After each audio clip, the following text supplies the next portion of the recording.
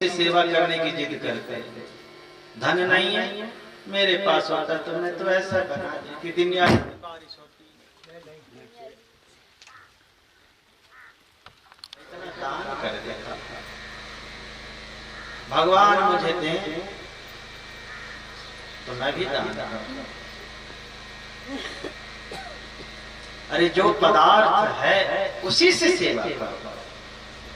भगवान देखेंगे कि तुम्हारे पास तन है तो तन से तुमने सेवा किया तो भगवान कहेंगे लो धन भी देता। तन से भी कमजोर हो तो मन से सेवा करो, मन में सद्भावना रखो। एक महात्मा के पास दो लोग जाया करते थे। एक मरा मरा सा था, सांस की रोगी, शरीर में हड्डी पानों के अलावा कुछ थी नहीं, हड्डी और चमड़ा। वो पहुंचता, बाबा जी करता है कि आपके पांव दबाओ, सांस उखड़ गई है, अपने पांव का तो ठिकाना ही नहीं कि कहाँ रखूंगा, फिर आपका पांव क्या दबाओ। हृदय में बड़ी श्रद्धा रहती है कि आपके लिए नहाने के लिए पानी ला दूं, भोजन बना दूं, है ही नहीं शरीर में कुछ, पर था वो सेठ। ऐसे बात जब आता यही सुनाता, बाबा जी क्या क्या सांस उखड़ गई। और ये जब जाता 1.5 हड्डी का, तब उधर से मोटा आता, पहलवान जैसा शरीर। बाबा जी बैठा रहता, बाबा जी भगवान ने कुछ दिया ही नहीं, हाथी जैसा शरीर दिया, खाने को ढंग की रोटी भी न दी। मेरे पास पैसा होता बाबा जी तो मैं आकर इतना बढ़िया आश्रम बनाता। कभी आता हूँ देखता हूँ इस कोने में चूरा, कभी देखो उस कोने में पानी टपक रहा। भगवान मुझे दिए होते उस सांस उखड़े वाले सेठ की तरफ ऐसा भव्य आश्रम बनाता बाबा जी की दुनिया देखती। वो भी यही सुना। मोटा था, ये नहीं कहता कि मैं चलो पानी ला देता हूँ, सेवा और काम कर देता हूँ, चरण दबा देता हूँ, ना। वो उस जिद का पकड़ा था कि पैसा होता तो मैं पैसे से सेवा करता। इस मोटे को वो नहीं दिखता था कि बाबा जी के और काम कर दें। और उस 1.5 हड्डी के सेठ को ये नहीं कभी दिखता था कि जगह जगह पानी टपक रहा, कुछ व्यवस्था बना दे, मेरे पास धन है। तो 1.5 हड्डी वाला वो कसम खा रखा था कि हमने शरीर से सेवा कर जो चीज है नहीं। और ये मोटा हाथी ये सोचता रहता कि दौलत होती तो हम भव्य आश्रम। संसार में अधिकतर लोग ऐसे हैं, जो चीज होता नहीं उसी को आगे करना चाहते हैं, जबकि होना ये चाहिए कि जो भगवान जितना दे रखे हैं। अरे भाई सुदामा के पास कुछ नहीं था तो शर्म के मारे भगवान के पास जा भी नहीं पाता था, पर उसकी पत्नी सुशीला ने अपने साड़ी के टुकड़े पर 4 मुट्ठी चावल मांग करके लाई और वही दे दी। उसी से भगवान प्रसन्न हो गए। तो जो वस्तु भगवान ने दे रखा है, सामर्थ्य दे रखा है, उसी में सेवा करो, उसी में धर्म करो, उसी से पुण्य परमार्थ करो। नियम फिर भगवान स्वयं देखते हैं कि जब कुछ नहीं तो पर भी ये सेवा कर रहा। भक्तमाल में कथा आती है हरिपाल की। हरिपाल नास्तिक था, ईश्वर को नहीं मानता था, पर जब उसकी शादी की बात चली तो उस ऐसी लड़की को उसने पसंद किया जो उसके मन को भाया। लड़की देखने गया अपने बाप के साथ, जन्मपत्री वगैरह सब जुड़ गए। देखा तो प्रसन्न हो गया, कहा हाँ इससे शादी करनी। पर जो लड़की थी उससे भी लोगों ने पूछा कि तुम्हें लड़का पसंद है? तो देखो हम चेहरे पर हम नहीं जाते। लड़की बोली हमें चेहरे मोहरे से कोई लेना देना, इसका क्या भरोसा, चमड़ा है, हमें तो व्यवहार देखते हैं। चेहरे तो बदलते रहते, बचपन में कुछ और, जवानी में कुछ और, बुढ़ापे में कुछ और, इस चमड़े का क्या देखें? पसंद तो हमने करना है व्यवहार को, इसके करना जो जीवन भर काम आता है, वो कर्म जो मरने के बाद भी समाज में लोग याद करते हैं, हमें तो वो देखना। अब वो बड़ी सत्संगी थी लड़की, समझदार थी, तो कहा मैं लड़के से कुछ पूछना चाहता। कहा तो ठीक है, दोनों जने किनारे चले जाओ, आपस में अपनी संतुष्टि कर जो होता है। तो लड़की ने हरिपाल से पूछी कि मैं तुम्हें पसंद हूं? तो बिल्कुल, कोई कमी नहीं दिख रही ना? ठीक है। हरिपाल ने पूछा मैं तुम्हें पसंद हूं? अभी मैंने पसंद किया कहा तुमने? पहले मेरे प्रश्नों का उत्तर तो दो। पूछो क्या तुम भगवान को मानते हो? ये मानता ही नहीं, चुप हो। जब आप तो भगवान को मानते हो, ईश्वर को स्वीकार करते हो कि ईश्वर है, देखना झूठ मत बोलो। हरिपाल ने कहा कि मानता तो नहीं, पर तुम अगर कहोगी तो मान लूंगा। तो मेरे कहने पे मानोगे? आज तक माना नहीं कि भगवान भी है। कहा तुम्हारे कहने पे मान लूंगा। का तब दो बात माननी पड़ेगी। हमसे अगर शादी करनी है इसके लिए जो कुछ करना पड़े सब तैयार है। का तो दो बात करनी पड़ेगी, दो बात माननी पड़ेगी। क्या? एक तो पहले भगवान को स्वीकार करो कि भगवान है, और जब भगवान है तो भक्त भी है। भगवान दिखते नहीं, भक्त दिखते हैं, तो भक्तों की सेवा करनी पड़ेगी। अगर जीवन पर्यंत तुम वचन दो कि भगवान के भक्तों की सेवा करोगे तो हमें तुम पसंद हो। तेरे नाक टूटे, मुंह टूटे, दांत टूटे, हमें कोई फर्क नहीं पड़ता।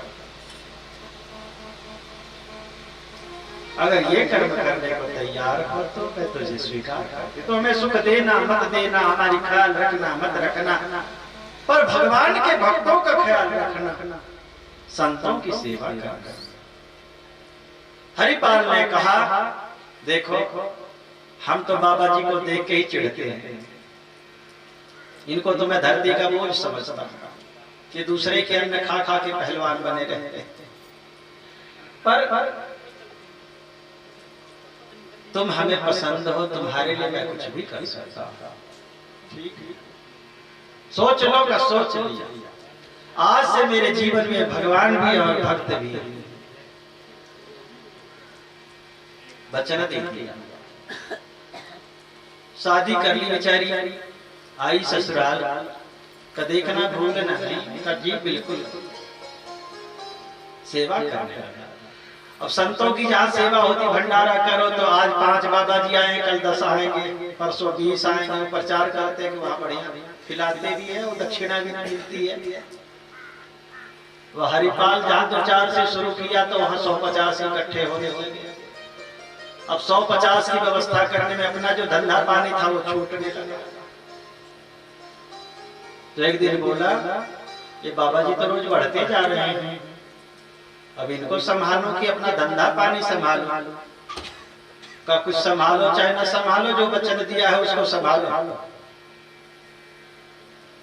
तो ठीक है, किसी को संभालेंगे, धंधा पानी छोड़ो, पर चलेगा कैसे का वो तुम जानो, मैं नहीं जानती। तो दुकान बेचने की नौबत आ गई 1 साल के अंदर। हरिपाल ने कहा दुकान बेच दूं, घर में तो कुछ है नहीं, कमाता तो हूं नहीं, दिन भर पत्थर उठाता रहता है। कहा तुम अपने आप को बेचो, हमें मतलब नहीं है, पर जो वचन दिया है उसका निभाओ, और जिस दिन उस वचन को निभाओगे नहीं तो मैं चली।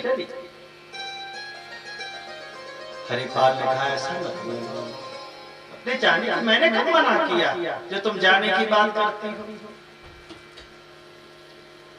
दुकान बेच दी, धीरे धीरे जमीन जो भी थे वो भी बेचा, सेवा करता। महात्मा बढ़ते गए, घर बढ़ते गए, घटने का नाम न ले, संपत्ति घटती गई, सब कुछ बेच दिया, किराए के घर में पहुंच गया। हरिपाल अपना सब कुछ खत्म हो गया। अब किराए की भी भरपाई ना हो, फिर इतने रोज भंडारा, 200-400 संत महात्मा ब्राह्मणों की सेवा कहां से हो।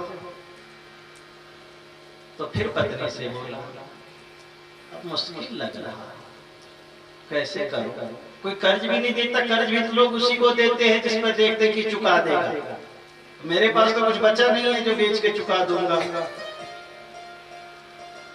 तो बोली कि वो मैं नहीं जानती, कर्ज लो, चोरी करो, डाका डालो, कुछ भी करो, हमें उससे कोई लेना देना नहीं, पर संतों की सेवा होती रहनी चाहिए। मैं झाड़ू लगा रहा हूं, तुम भी सेवा करो। तो गुस्से में जो बात बोली उसमें एक शब्द आया, चोरी करो, डाका डालो। कहा ये तो मैं भूल ही गया था कि चोरी करके भी तो कर सकते, पैसा इकट्ठा कर सकते। देवी सच में तुम भक्ति, तुमने तो रास्ता बता दिया। तो हरिपाल चोरी करने का सोचा कि अब चोरी करके ही भरपाई हो सकती है। तो चोरी करने गया, कोई देने आ जाए सेठ कि बेचारा गरीब है फिर भी सेवा कर रहा है, तो मना कर देती, इतना किसी औरों के धन से सेवा नहीं करना। तो जब ये चोरी करने गया तो लोग वैसे जान गए कि हरिपाल के घर में कुछ रहा नहीं, सब चोरी करता है। तो जो बड़े बड़े सेठ वैसे देना चाहते थे पर ये लेता नहीं था कि तुम्हारा ले लेंगे तो फिर हमें क्या, तो अपनी तिजोरी खोल कर वैसे ही छोड़ देता था कि हरिपाल ले जाएगा कुछ।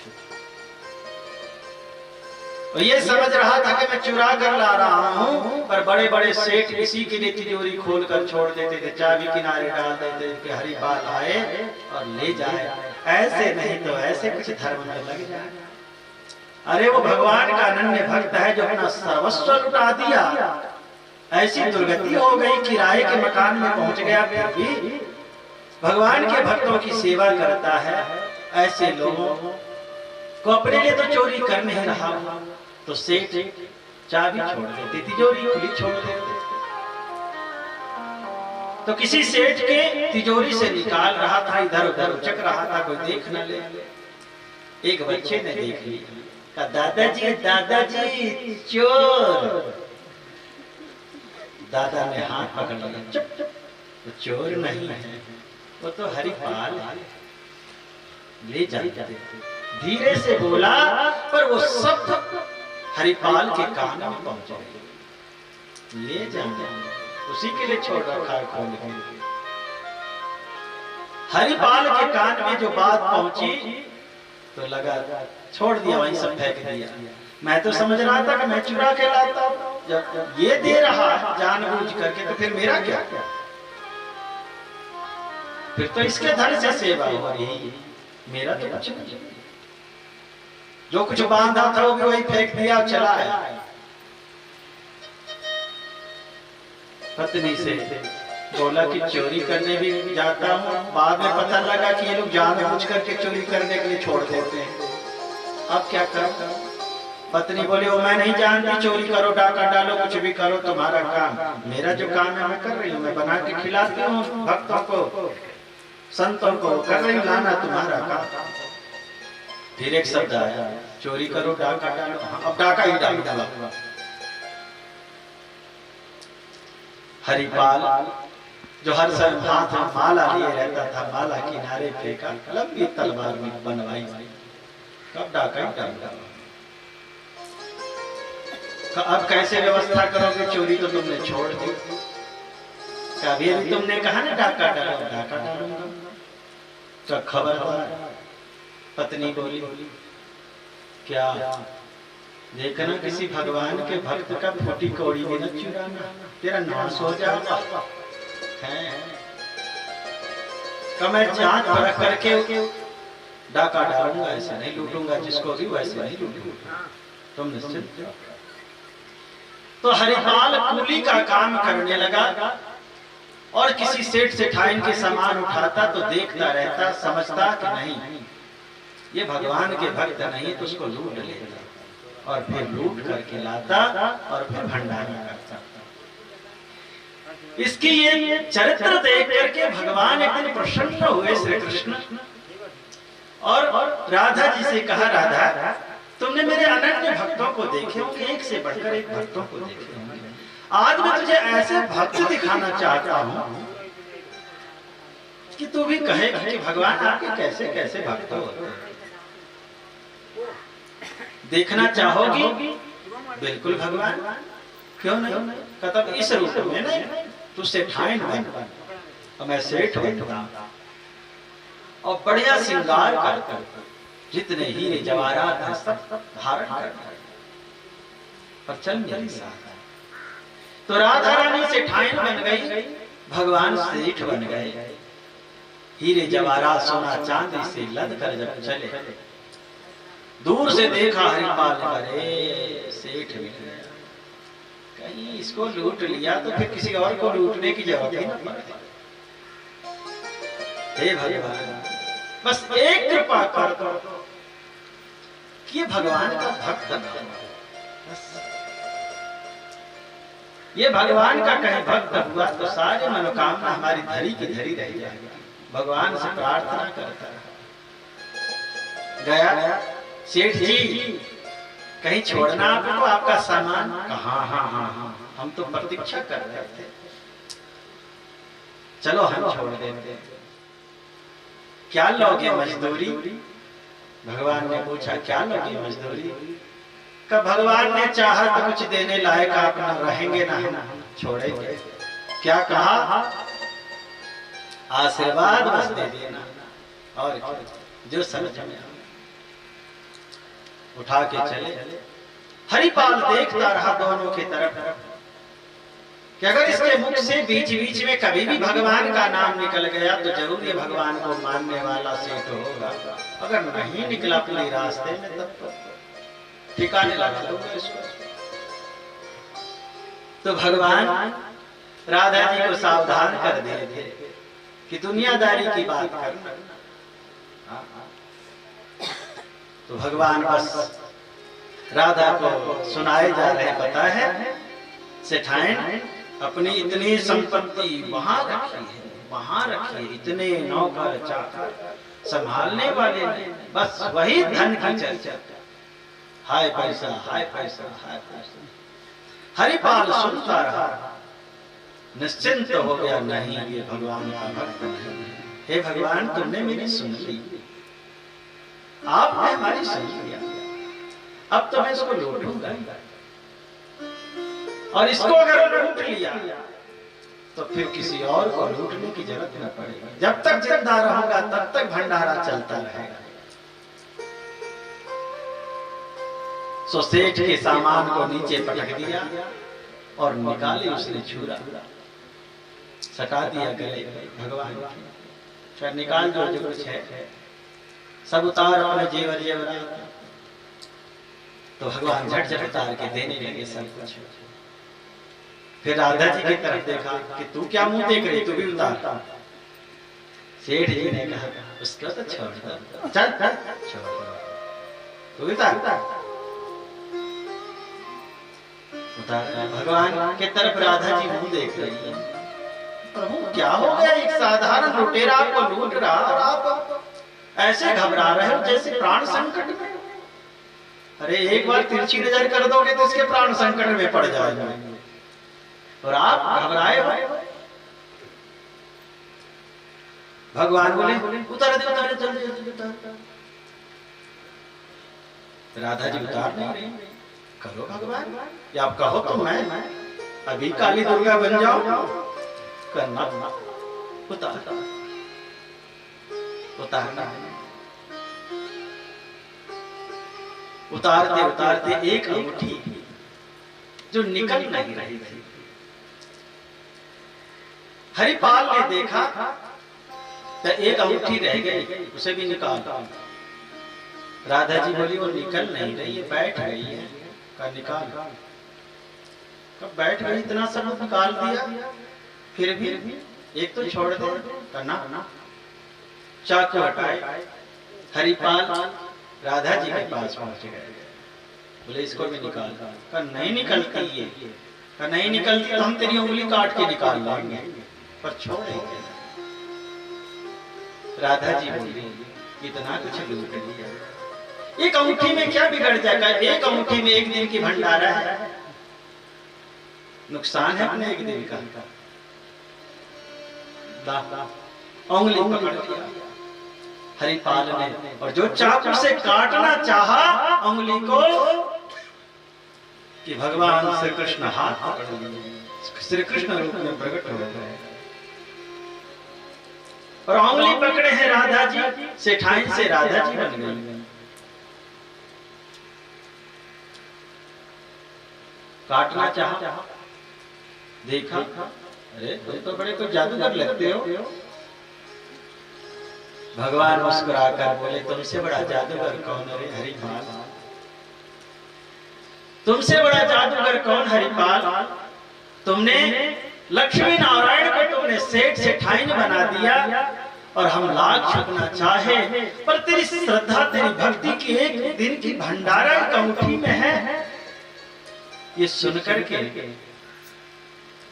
रहा नहीं गया, तो फिर श्री कृष्ण और राधा बन गए। जिसकी तुम उपासना करते हो हरिपाल, हम वही लक्ष्मी नारायण हैं। हरिपाल छुरा फेंक करके, चाकू फेंक करके चरणों में गिर पड़ा। प्रभु हमने तो ऐसा कुछ किया ही नहीं, जो आप मुझे दर्शन दे दो। भगवान बोले तुमने हमारे भक्तों को प्रसन्न किया, तुम अपने लिए तो जीवन में कुछ किया ही नहीं, अपनी तो सारी कामनाओं को तुमने फेंक दिया। मेरे भक्तों को प्रसन्न करते रहे, सारी जिंदगी लगा दी। अरे भाई मैं तो भक्तों के अधीन हूं।